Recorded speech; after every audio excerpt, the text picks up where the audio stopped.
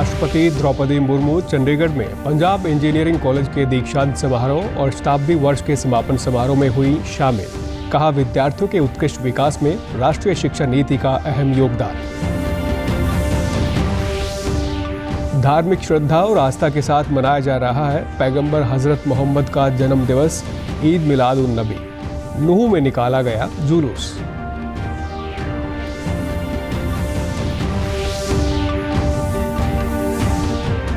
हरियाणा पर्यटन विभाग द्वारा आयोजित हिसार उत्सव में बिखेरे गए हरियाणवी लोक कला और संस्कृति के रंग। युवा पीढ़ी ने लोक संस्कृति को सराहा।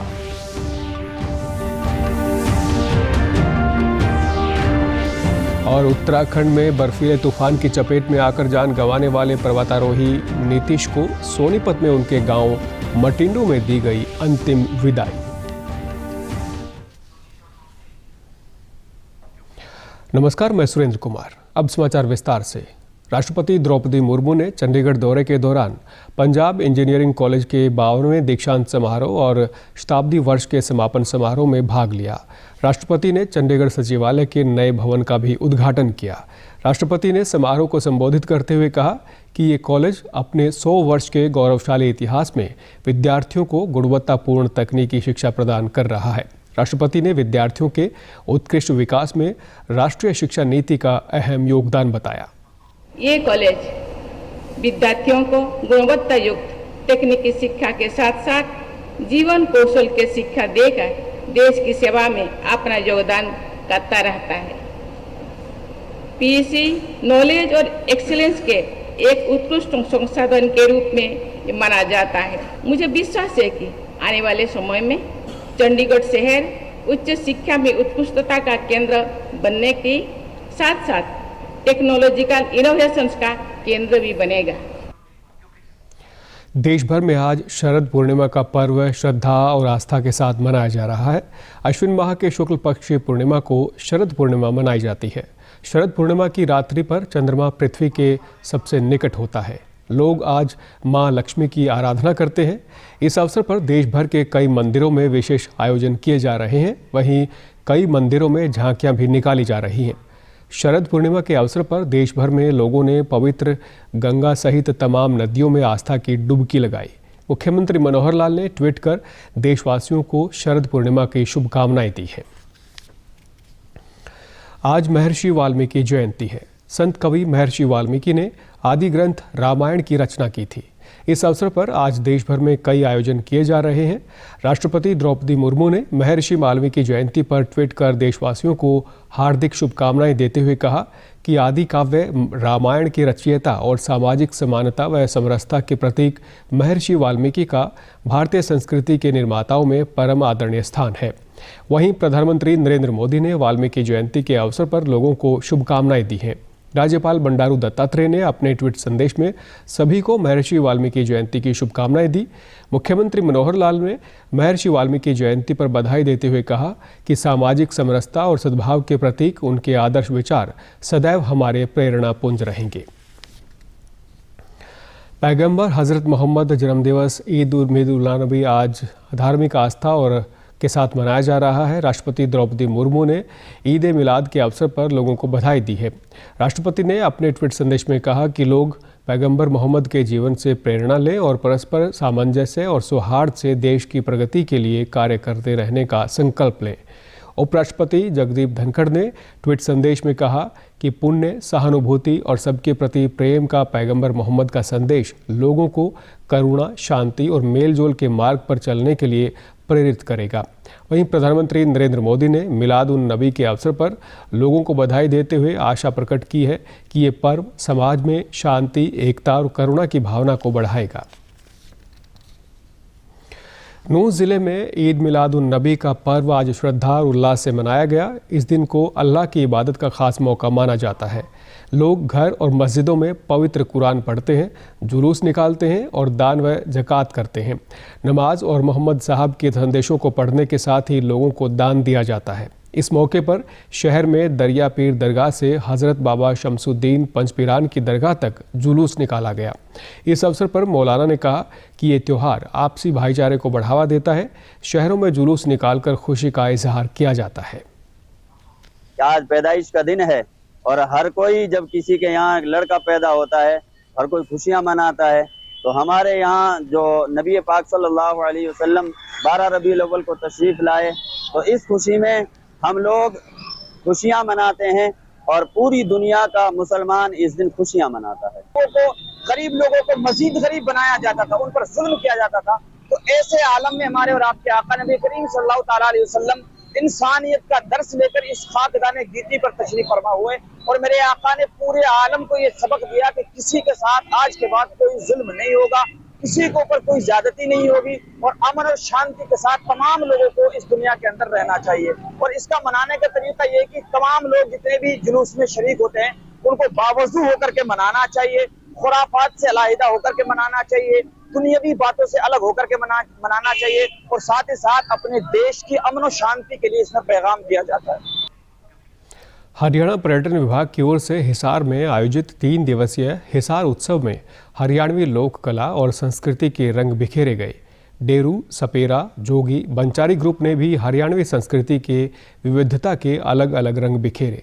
इस अवसर पर युवा एवं सांस्कृतिक कार्यक्रम विभाग के निदेशक डॉक्टर महासिंह पूनिया ने कहा कि ग्रामीण महिलाएं उत्सव के माध्यम से लोक सांस्कृतिक परंपराओं से युवा पीढ़ी को जोड़ने का काम कर रही हैं। रहा इसमें जो स्थानीय जो हस्तशिल्पकार थे उनको मौका मिला और हजारों लोग आए और हरियाणवी संस्कृति को, क्योंकि ये क्षेत्र हरियाणवी संस्कृति का गढ़ माना जाता है, तो यहाँ पर हमने आप देख सकते हैं कि जो पगड़ी बांधने की परंपरा है या आपकी जो विरासत की प्रदर्शनी है, फुलझड़ियाँ हैं, गुड्डे हैं, गुड़ियाँ हैं, हरियाणवी आभूषण हैं, खारे हैं, घाघरे हैं, लोक पारंपरिक सभी चीज़ों को यहाँ पर जो देखने का मौका मिला।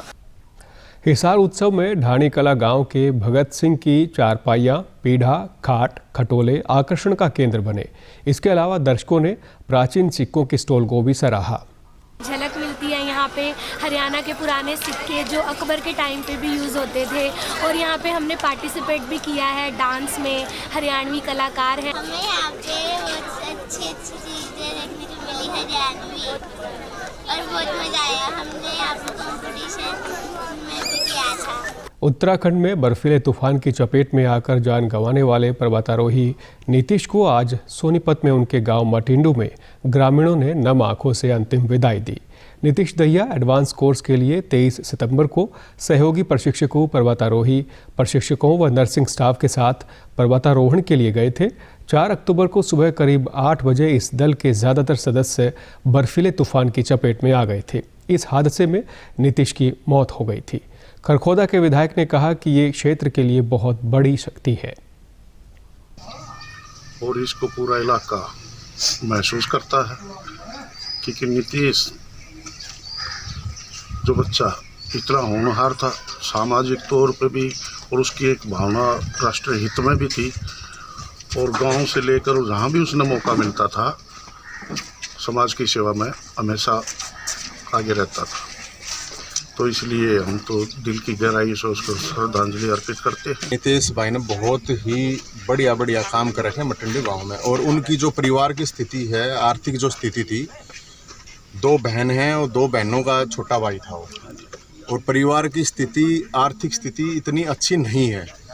तो मैं सरकार से ये अपील करूंगा कि इस परिवार की जो स्थिति है उसको ठीक करने के लिए यहाँ के एमएलए, एमपी, सरकार वो आर्थिक सहायता दे, उनको शहीद का दर्जा दे। नीतीश के परिजनों ने कहा कि वो हमेशा सामाजिक कार्यों में बढ़ चढ़कर भाग लेता था और काफ़ी मिलनसार था। ग्रामीणों ने उन्हें शहीद का दर्जा देने की मांग की है। महापुरुषों के नाम पर रखने, उसके अलावा इसने माउंट किलिमंजारो इसी साल 3 चोटियाँ की हैं, एक माउंट एवरेस्ट, एक माउंट किलिमंजारो और एक रशिया में एल्ब्रुस चोटी को फतेह किया है जहाँ देश का नाम ऊपर किया है। हम सरकार से ये प्रार्थना भी करते हैं कि नीतीश भाई को शहीद का दर्जा दिया जाए और उसके नाम पर अच्छे से अच्छा एक स्मारक बनाया जाए। नीतीश की कुर्बानी को कभी भूला नहीं जा सकता। इतनी छोटी उम्र में जो इसने उपलब्धि प्राप्त की है वो शायद ही कोई लड़का प्राप्त कर पाता है। ये एक अनमोल चीज़ थी हमारे समाज के लिए जो चले गए हैं। पंचकुला स्थित गुरुद्वारा श्री नाडा साहिब में चल रहे अखंड पाठ का आज भोग डाला गया। ये अवसर पर मुख्यमंत्री मनोहर लाल ने गुरुद्वारा साहिब में अरदास की और मत्था टेक कर आशीर्वाद लिया। मुख्यमंत्री ने कहा कि प्रदेश सरकार ने सिखों की भावनाओं की कद्र करते हुए सुप्रीम कोर्ट में हरियाणा में अलग से शिरोमणि गुरुद्वारा प्रबंधक कमेटी के गठन के केस की अच्छे से पैरवी की। इसी का नतीजा रहा कि फैसला हरियाणा की सिख संगत के पक्ष में आया। सुप्रीम कोर्ट ने उसके ऊपर निर्णय दिया है और उस निर्णय में यहाँ की कमेटी को मान्यता मिली है और इस मान्यता के मिलने से ही पूरा हरियाणा का सिख समाज सभी उसमें संतुष्ट हैं, प्रसन्न हैं और अपनी योजना से सब गुरुद्वारों की प्रबंध की व्यवस्था, चाहे वो गुरुद्वारा परिसर के नाते से हो या यहाँ पर कोई शिक्षा के नाते, स्वास्थ्य के नाते अथवा अन्य सेवा कार्यों के नाते, ये प्रबंध व्यवस्था में सब लोग जुटेंगे। मुख्यमंत्री ने कहा कि श्री अकाल तख्त आज भी हाईएस्ट अथॉरिटी है, लेकिन जो अलग अलग जगह गुरुद्वारे बने हैं वहाँ की व्यवस्था के लिए स्थानीय कमेटियाँ होनी चाहिए। उन्होंने कहा कि प्रबंधन की व्यवस्था अलग बनाने से हमारी पंथ एकता के बीच कोई बाधा नहीं आएगी। मुख्यमंत्री ने कहा कि सुप्रीम कोर्ट के आदेशानुसार 18 महीने में गुरुद्वारा प्रबंधक कमेटी का चुनाव करवाएंगे, तब तक एडहॉक कमेटी व्यवस्था देखेगी। चुनाव में समाज जिसे चुनेगा उसे कमेटी की कमान दी जाएगी। इसमें सरकार का कोई हस्तक्षेप नहीं होगा और चुनाव के बाद एडहॉक कमेटी अपना कामकाज नई चुनी हुई कमेटी को सुपुर्द कर देगी। मेंबर्स हैं, पूर्व मेंबर में हैं, चाहे सबका प्रेसिडेंट हैं, चाहे वर्तमान में प्रेसिडेंट हैं, चाहे अन्य पदाधिकारी हैं, उन सब से विचार विमर्श करके और हरियाणा के सिख समाज की एकता के रूप में और एक डेमोक्रेटिकली सेटअप जैसे होता है उस हिसाब से एडहॉक कमेटी बनेगी। पुनः 18 महीने का उसको समय दिया जाएगा और उस 18 महीने के बाद जो नई कमेटी चुनाव होकर के आएगी, पुरानी एडहॉक कमेटी उनको वो जो है उसको जो है हैंडओवर कर देंगे सारा चार्ज। गृह एवं स्वास्थ्य मंत्री अनिल विज ने अंबाला कालाअंब और Ambala Mohali green field expressway को केंद्रीय सड़क परिवहन एवं राजमार्ग मंत्री नितिन गडकरी द्वारा मंजूरी प्रदान करने पर उनका आभार व्यक्त किया गया। गृह मंत्री ने ट्वीट संदेश में कहा कि अंबाला में कालाअंब और अंबाला से मोहाली के लिए ग्रीनफील्ड एक्सप्रेसवे के लिए 1183.70 करोड़ रुपए की मंजूरी केंद्रीय मंत्री नितिन गडकरी की ओर से प्रदान की गई है। गृह मंत्री ने कहा कि दोनों एक्सप्रेसवे के बनने से भविष्य में अंबाला की कनेक्टिविटी और भी बेहतर होगी, साथ ही वाहन चालकों को इसका ज़्यादा से ज़्यादा लाभ मिल सकेगा। उन्होंने बताया कि 33 किलोमीटर लंबा नया Ambala Kala Amb highway Ambala ring road से प्रारंभ होगा। ये हाईवे शहजादपुर से होता हुआ कालाअंब तक बनेगा। 4 लेन हाईवे पर 2 बड़े पुल और कई छोटे पुल बनेंगे। हर गांव में हाईवे पर चढ़ने के लिए अलग से रास्ता बनाया जाएगा। नेशनल हाईवे अथॉरिटी की ओर से 31 किलोमीटर लंबा नया अंबाला मोहाली हाईवे भी बनाया जा रहा है, जो कि 6 लेन का होगा। फतेहाबाद जिले के विद्यालयों में जिला बाल संरक्षण विभाग व महिला बाल विकास विभाग द्वारा बच्चों को साइबर क्राइम से बचने के उपाय बताने हेतु जागरूकता अभियान चलाया जा रहा है। इसके तहत संस्कृति मॉडल स्कूल के कार्यक्रम आयोजित किया गया। जिला बाल संरक्षण अधिकारी ने बताया कि कार्यक्रम में बच्चों को बताया गया कि साइबर क्राइम से बचने के लिए किसी भी अनजान व्यक्ति को अपना आधार कार्ड नंबर, OTP या परिवार से संबंधित कोई भी जानकारी ना दें। शोषण या दुर्व्यवहार होने पर हेल्पलाइन नंबर 112 या साइबर क्राइम हेल्पलाइन 1930 पर तुरंत सूचना दे सकते हैं। संस्कृति मॉडल स्कूल के प्राचार्य ने बताया कि साइबर क्राइम से बचने के लिए अनावश्यक वीडियो डाउनलोड करने और मैसेज फॉरवर्ड करने से बचना चाहिए।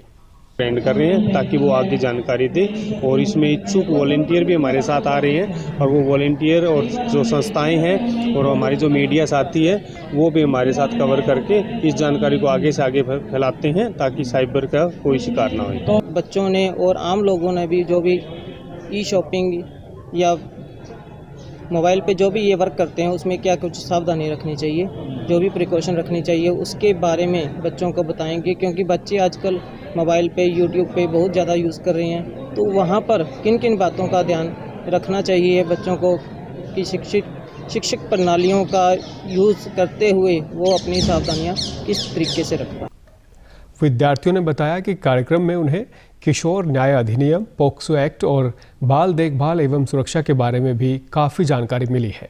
हमें कि इसके लिए हमें क्या कुछ करना चाहिए सभी बताइए उन्होंने कि भी किसी को मतलब अपना किसी का ID कार्ड ना दे, आधार कार्ड, पैन कार्ड किसी को कुछ ना दे, अपना पर्सनल वो अपने पास ही रखें ताकि कोई इसका मतलब गलत उपयोग ना कर पाए। सभी विद्यार्थियों को इस साइबर क्राइम के ऊपर जागरूक किया और बच्चों को इस फ्रॉड से बचने के लिए जो उपाय होते हैं वो बताए। अंत में इस बुलेटिन के मुख्य समाचार एक बार फिर। राष्ट्रपति द्रौपदी मुर्मू चंडीगढ़ में पंजाब इंजीनियरिंग कॉलेज के दीक्षांत समारोह और शताब्दी वर्ष के समापन समारोह में हुई शामिल। कहा, विद्यार्थियों के उत्कृष्ट विकास में राष्ट्रीय शिक्षा नीति का अहम योगदान। धार्मिक श्रद्धा और आस्था के साथ मनाया जा रहा है पैगंबर हजरत मोहम्मद का जन्मदिवस। ईद मिलाद उन नबी नूह में निकाला गया जुलूस।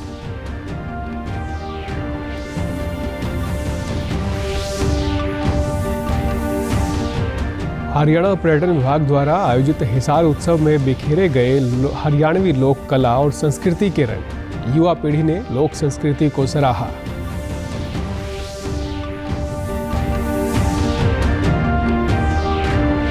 और उत्तराखंड में बर्फीले तूफान की चपेट में आकर जान गंवाने वाले पर्वतारोही नीतीश को सोनीपत में उनके गांव मटिंडो में दी गई अंतिम विदाई। समाचारों में आज इतना ही। नमस्कार।